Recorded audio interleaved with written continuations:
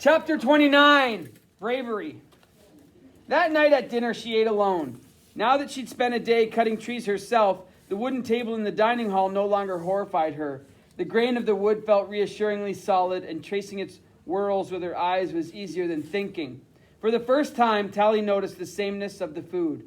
Bread again, stew again. A couple of days ago, Shay had explained that the plump meat in the stew was rabbit, not soy-based like the dehydrated meat in her spag bowl, but real animals from the overcrowded pen on the edge of the smoke. The thought of rabbits being killed, skinned, and cooked suited her mood. Like the rest of her day, this meal tasted brutal and serious. Shay hadn't talked to her after lunch, and Tally had no idea what to say to Croy, so she'd worked the rest of the day in silence. Dr. Cable's pendant seemed to grow heavier and heavier, wound around her neck as tightly as the vines brush and roots grasping the railroad tracks. It felt as if everyone in the smoke could see what the necklace really was, a symbol of her treachery. Tally wondered if she could ever stay there now. Croy suspected what she was, and it seemed like it would be only a matter of time before everyone else knew. All day long, a terrible thought had kept crossing her mind. Maybe the smoke was where she really belonged, but she'd lost her chance by going there as a spy.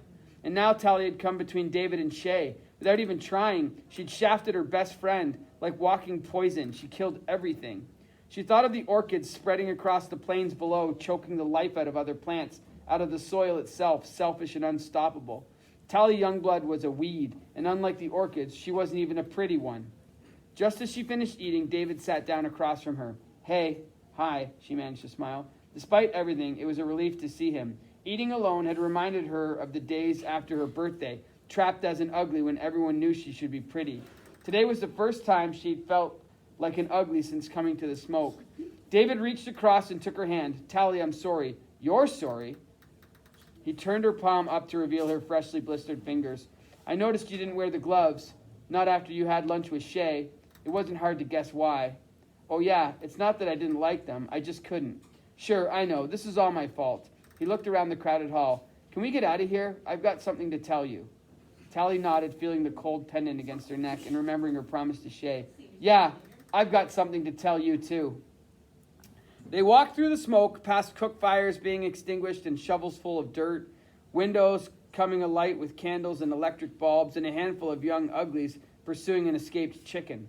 They climbed the ridge from which Tally had first looked down on the settlement, and David led her along it to a cool, flat outcrop of stone where a view opened up between the trees. As always, Tally noticed how graceful David was, how he seemed to know every step of the path intimately.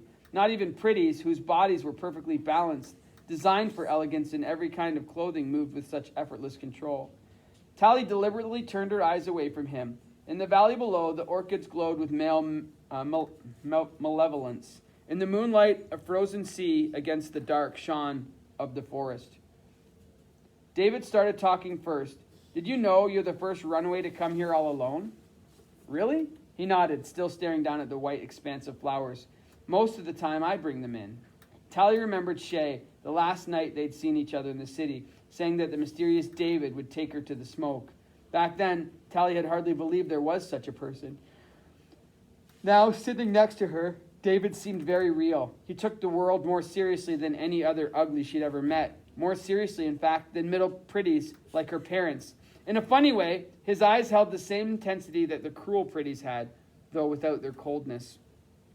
My mother used to do it in the old days, he said, but now she's too old. Tally swallowed. They always explained in school about how uglies who didn't have the operations eventually became infirm.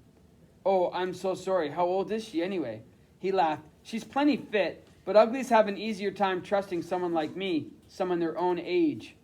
Oh, of course. Tally remembered her reaction to the boss that first day. Only a couple of weeks later, she was much more used to all the different kinds of faces that age created.